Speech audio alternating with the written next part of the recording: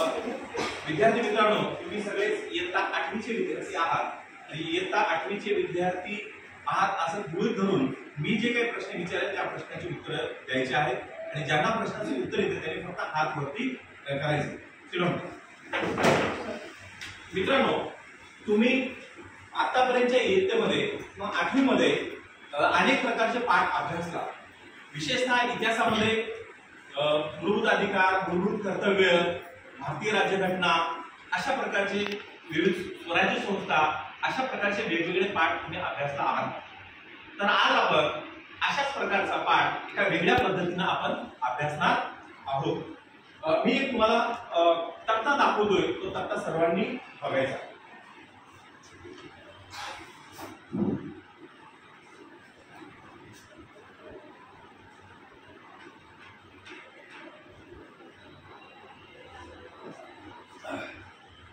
सर्वांना तक्ता दिसतोय का? मित्रांनो, मी एक माझ्या मनामध्ये संकल्पना गृहीत धरलेली आहे. माझ्या मनामध्ये एक संकल्पना आहे आणि ती संकल्पना गृहीत धरलेली आहे. त्या संकल्पनेच्या आधारित काही उदाहरणांचा तक्ता मी तुमच्याकडे ठेवलेला आहे. या तक्त्यामध्ये काही उदाहरणं मी जी माझी संकल्पना मी माझ्या मनात गृहीत धरलेली आहे त्याच्याशी काही जुळणारे म्हणजे काही होकारार्थी उदाहरणं आहेत, तर काही उदाहरणं हे नकारार्थी उदाहरणं आहेत. उदाहरण लक्षात येतोय का? आणि म्हणून यातलं पहिलं जे उदाहरण आहे माझ्या ह्याच्यामधलं, त्यातलं माझ्या संकल्पनेशी जुळणारे उदाहरण आहे. बहुपक्षीय राज्य व्यवस्था हे माझ्या संकल्पनेशी जुळणारे उदाहरण आहे. तर सर्वसत्ता लष्कराकडे हे उदाहरण माझ्या संकल्पनेशी जुळणारे नाही. काय लक्षात येते का? तर मला आता सांगा, जे बाकीचे उदाहरण आहेत जी मी माझ्या मनामध्ये संकल्पना गृहीत धरलेली आहे त्या संकल्पनेचा मी विचार करतोय त्याच्याशी जुळणारं पहिलं उदाहरण आहे. बहुपक्षीय राज्यव्यवस्था ही माझ्या संकल्पनेशी जुळणारं उदाहरण आहे. तर दुसरं जे उदाहरण आहे ते माझ्या संकल्पनेशी जुळणारे नाही. यावरून माझ्या संकल्पनेशी जुळणारे कुठले उदाहरण आहे आणि माझ्या संकल्पनेशी जुळणारे कुठले उदाहरण नाही हे आता तुम्ही सांगणार आहात. बरोबर. आपण क्रमाने जाऊया. हे उदाहरण बघत असताना, निरीक्षण करत असताना कोण काय म्हणतं बाजूच्या विद्यार्थ्याकडे लक्ष द्यायचं नाही.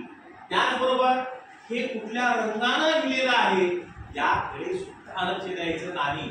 शब्दांचा आकार किती मोठा आहे किंवा छोटा आहे यावर सुद्धा लक्ष द्यायचं नाही. बरोबर.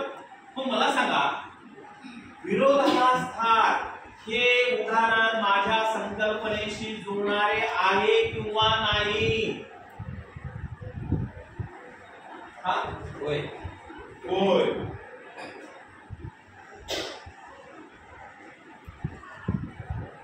दुसरे उदाहरण, गुलामगिरीची प्रथा हे उदाहरण माझ्या संकल्पनेशी जुळणारे आहे किंवा नाही?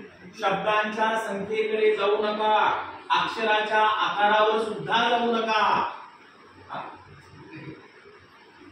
नाही.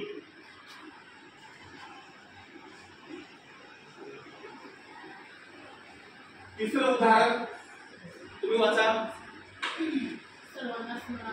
बरोबर. सर्वांना समान अधिकार हे उदाहरण माझ्या संकल्पनेशी जुळणारे आहे किंवा नाही?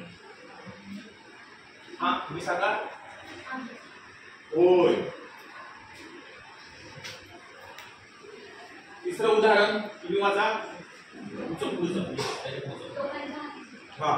लोकांच्या हाती सत्ता हे उदाहरण माझ्या संकल्पनेशी जुळणारे आहे किंवा नाही? शब्दांच्या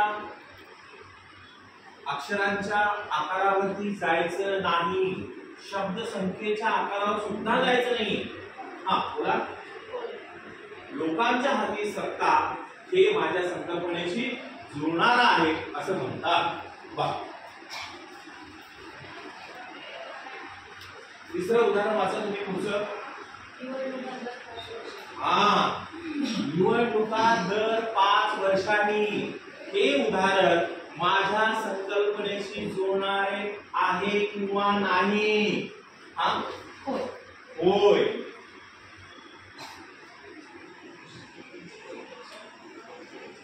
पुढचं उदाहरण वाचा तुम्ही.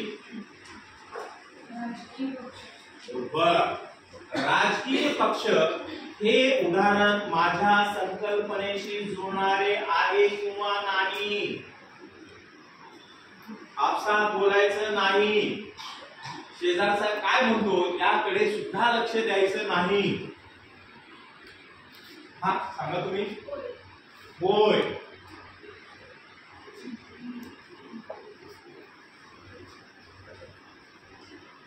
पुढचं उदाहरण हा तुम्ही वाचा. बरोबर, धर्मगुरूच्या हाती सत्ता. हे उदाहरण माझ्या संकल्पनेशी जुळणारे आहे किंवा नाही? हा, नाही.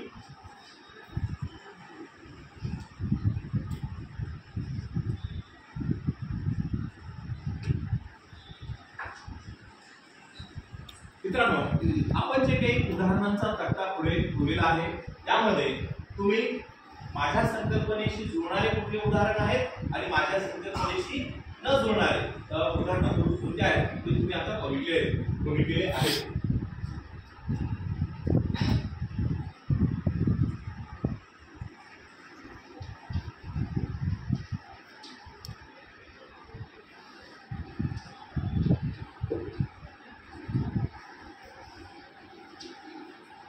आता मला सांगा यातलं एक एक उदाहरण, होकारार्थी उदाहरण कोणते आहेत ते सांगायचं. बघून सांगा कुठलं होकारार्थी उदाहरण. एक एक क्रमाने आपलं नाव सांगा. बहुपक्षीय राज्यव्यवस्था.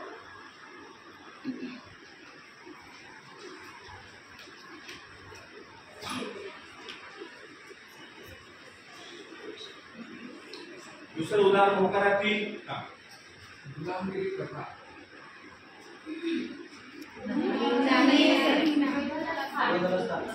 विरोधाला स्थान. सर पॉझिटिव्ह कोणता आहे?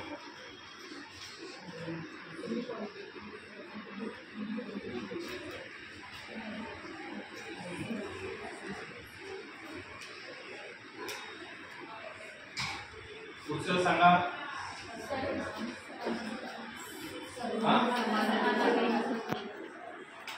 सर्वांनी लक्ष द्या.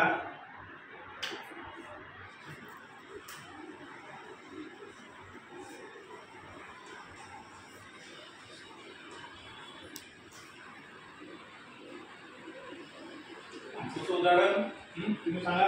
होकारार्थी उदाहरण पुढचं.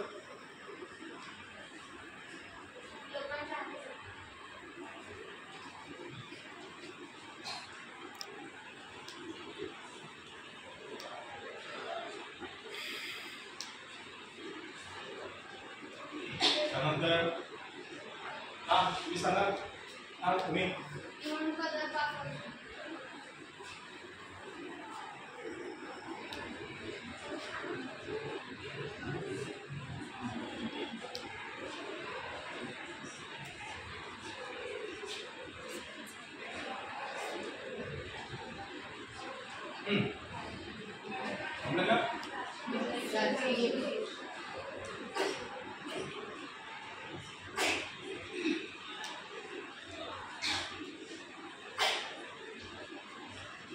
आता आपण नकारार्थी उदाहरण कुठले आहेत ते बघूया.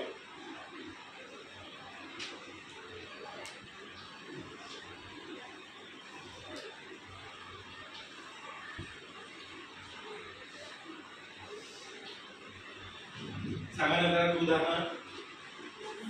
एक्झाम. हा,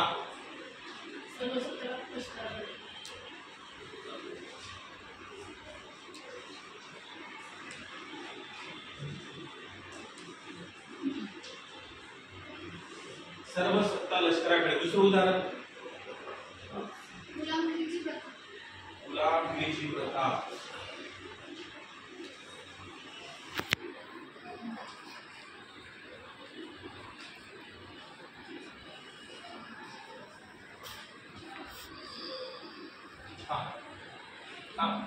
धर्मगुरूंच्या हाती सत्ता.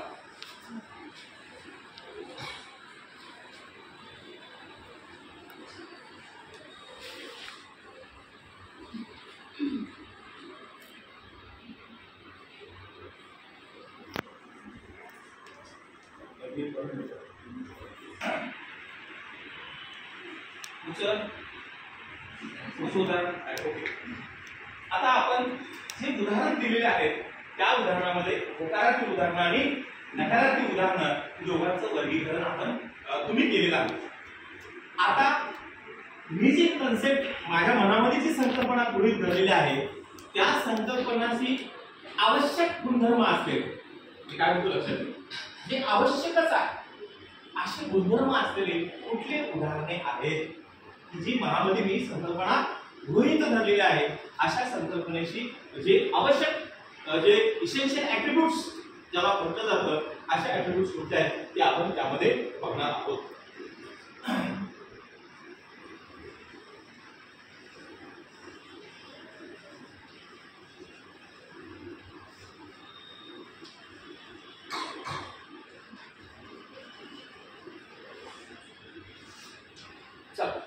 आता जी मनामध्ये जी हे धरले की त्या संकल्पनेचे अति आवश्यक असलेले गुणविशेष कोणते आहेत जे मला पाहिजे त्याशिवाय माझी ती संकल्पना पूर्ण होऊ शकत नाही असे कोणकोणते आहेत? एक आहेत का अनेक आहेत? चला एक एक सांगा. हा चला. राजकीय पक्ष. राजकीय पक्ष बरोबर.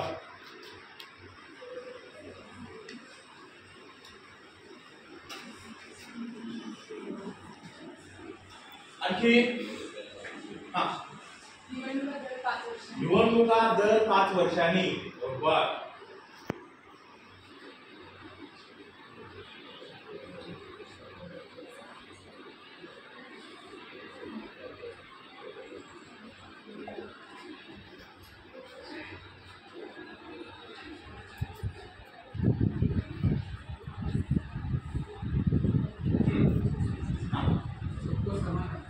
सबको समान अधिकार.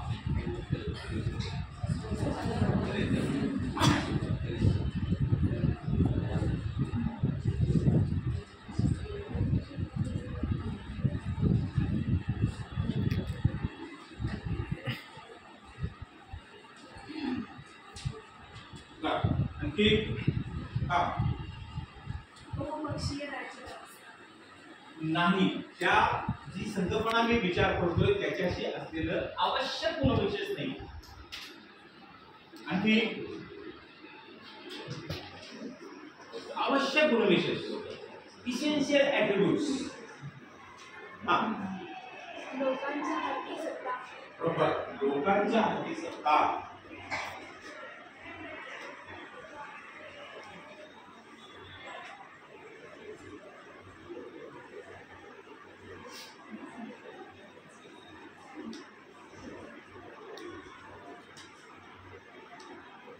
हे माझ्या बोला काय बोलायचं तुम्हाला? भारतातील न्यायव्यवस्था. यातलं उदाहरण सांगायचं आहे. बरोबर. आता अनावश्यक गुणविशेष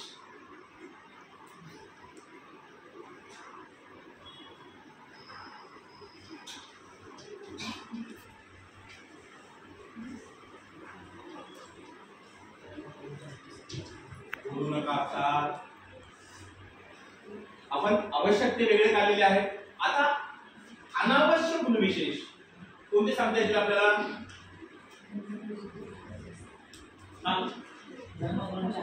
धर्मगुरूंच्या हाती सत्ता.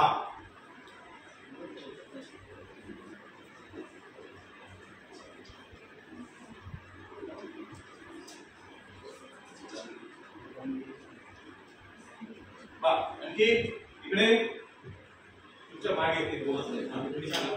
लोकांच्या हाती सत्ता. अनावश्यक. अनावश्यक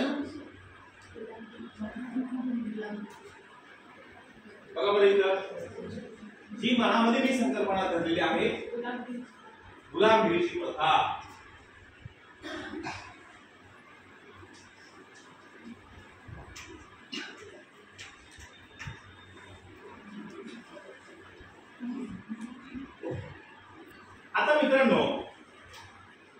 आपण काय काय केलंय, जे उदाहरणं तुमच्या पुढे ठेवलेली आहेत त्या उदाहरणांचं आपण होकारार्थी आणि नकारार्थी मध्ये वर्गीकरण केले, तुम्ही केलं.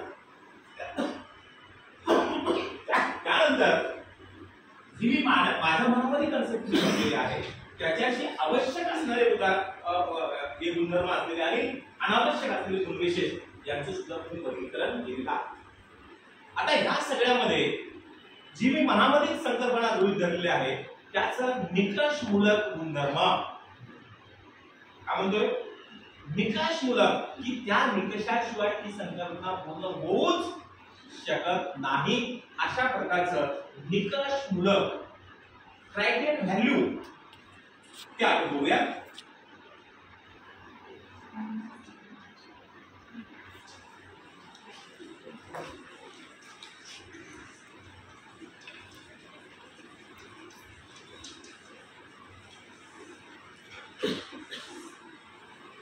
असं कुठलं गुणविशेष आहे की जे मी मनामध्ये जे गृहीत धरलेले आहे ते त्या संकल्पनेची ते निकष जो आहे तो निकष गुणविशेष त्याच्यामध्ये आहे की ज्याशिवाय ती संकल्पना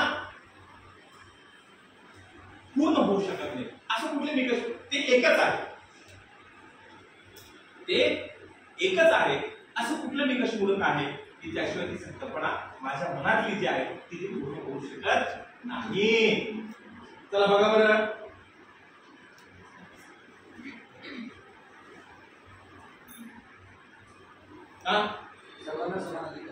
सर्वांना समान अधिकार. उभे सर. लोकांच्या हाती सत्ता. बरोबर.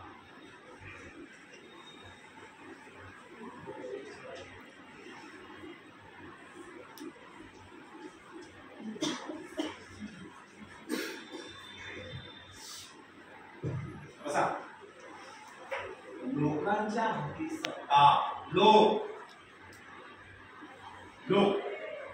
बरोबर.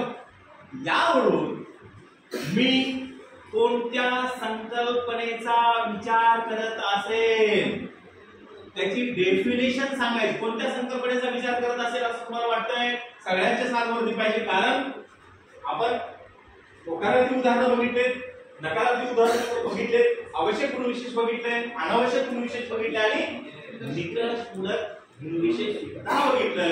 यावरून मी कोणत्या संकल्पनेचा विचार करत असेल?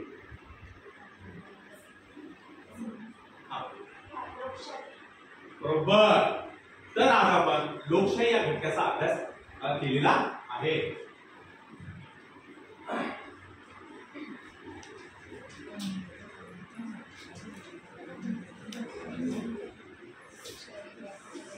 आता यावरून मला व्याख्या सांगणार आहात.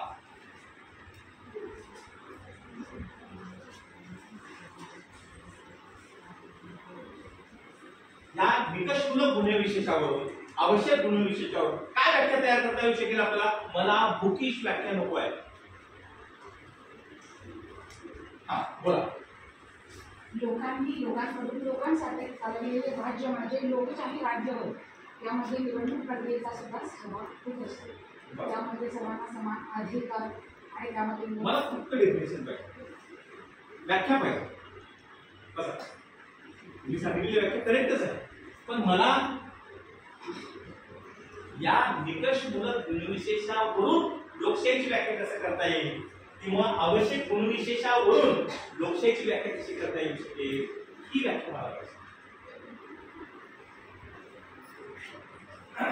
बघा, ज्या शासन व्यवस्थेत संपूर्ण सत्ता लोकांच्या हाती असते, काय म्हणतोय? ज्या शासन व्यवस्थेत संपूर्ण सत्ता ही लोकांच्या हाती असतो आणि तिथं दर 5 वर्षांनी निवडणुका होतात, त्या शासन पद्धतीला लोकशाही असे म्हणतात.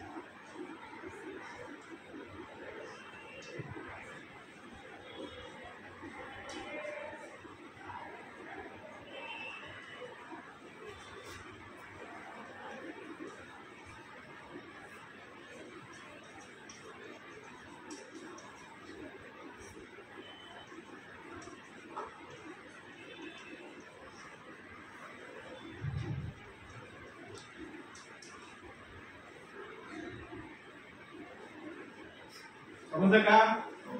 यावरून मला काही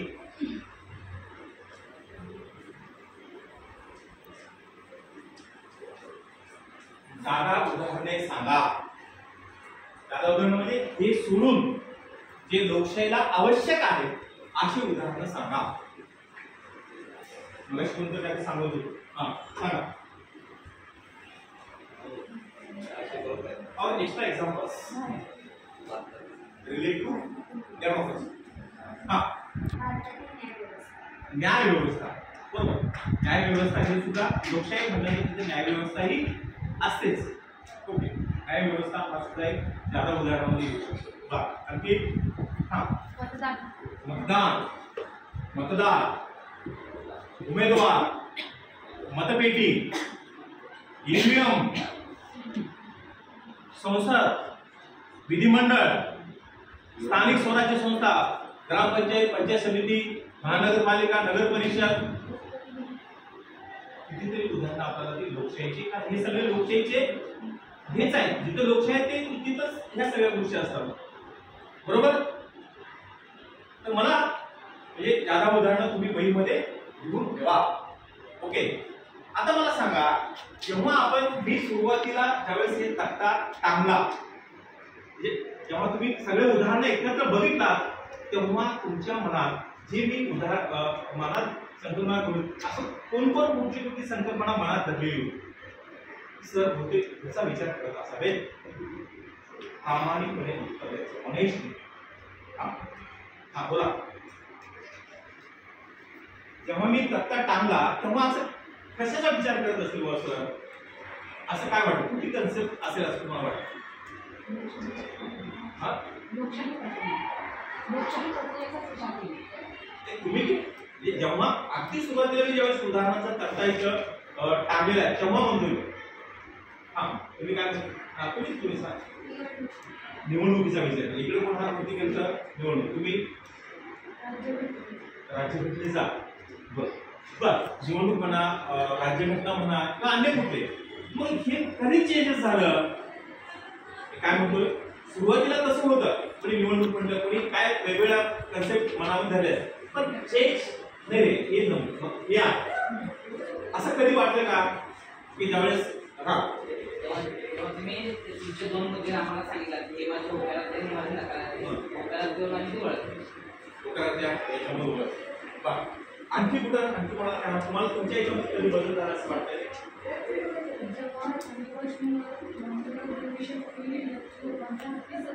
त्यावरून थोडंसं वाटतं की लोकशाहीबद्दल तुमची संकल्पना आणखी तुम्ही काय ज्यावेळेस तुम्ही आवश्यक विशेष नीट केले त्यावेळेस आम्हाला त्याच्याशी वैशिष्ट्य त्याची ओळख गेली आणि ज्यावेळेस निकष मूलभूत विषय सांगितले त्यावेळेस पूर्णपणे समजले की ही संकल्पना ही लोकशाहीशी निगडीत आहे.